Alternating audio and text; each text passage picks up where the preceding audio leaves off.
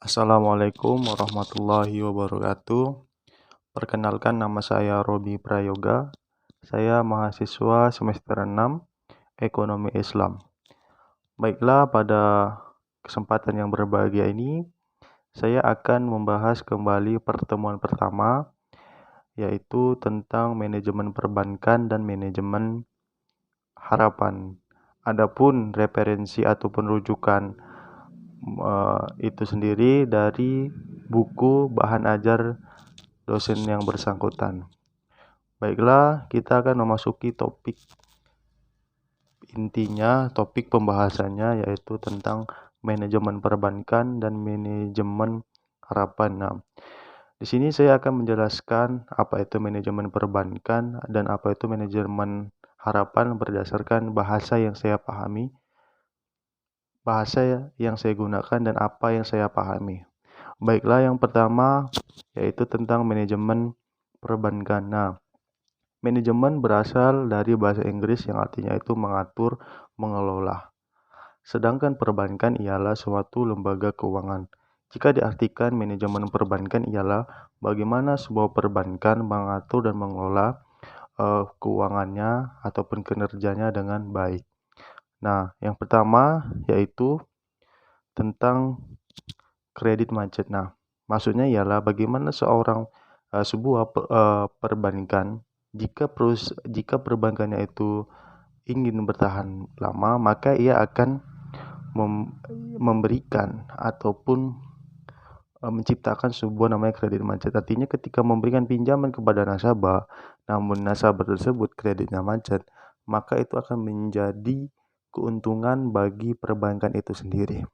Yang kedua yaitu resiko likuiditas. Artinya likuiditas yaitu bunga yang diberikan kepada nasabah. Artinya ketika seorang nasabah itu tidak mampu membayar bunga yang diberikan sama bank, dan kembali kepada poin pertama, pembayarannya macet, maka akan menjadi sebuah keuntungan bagi perbankan itu sendiri. Kemudian yaitu risiko operasionalnya.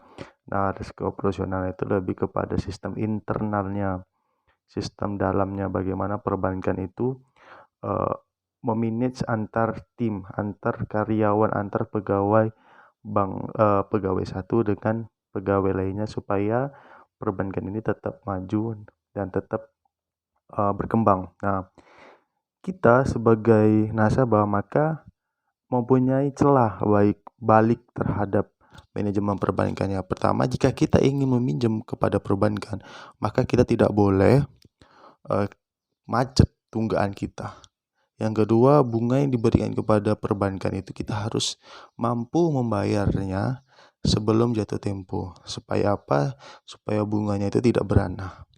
Nah, jika kita meminjam uang kepada perbankan dan kita mampu memanagenya, maka menjadi keuntungan bagi kita sendiri.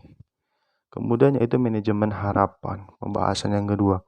Manajemen harapan itu bagaimana kita memanage harapan yang kita buat ataupun cita-cita yang kita buat.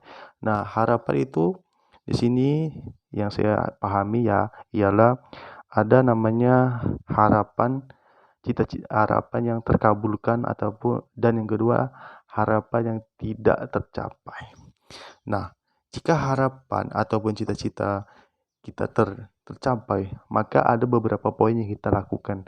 Begitu juga jika cita-cita kita ataupun harapan kita tidak tercapai, ada beberapa poin yang kita lakukan. Yang pertama, jika tercapai, yaitu kita tetap merasa bersyukur, tidak sombong, dan motivasi diri kita sendiri supaya kita bisa berkembang, berimprovisasi ke depannya.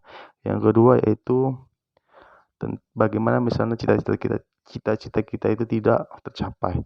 Kita tidak boleh mengeluh, tidak boleh kecewa, dan pembelajaran bagi kita sendiri, sebuah pembelajaran bahwasanya kita tetap harus mencapai cita-cita kita dengan baik dan benar. Mungkin itu saja yang saya sampaikan, kurang dan lebihnya saya mohon maaf. Assalamualaikum warahmatullahi wabarakatuh.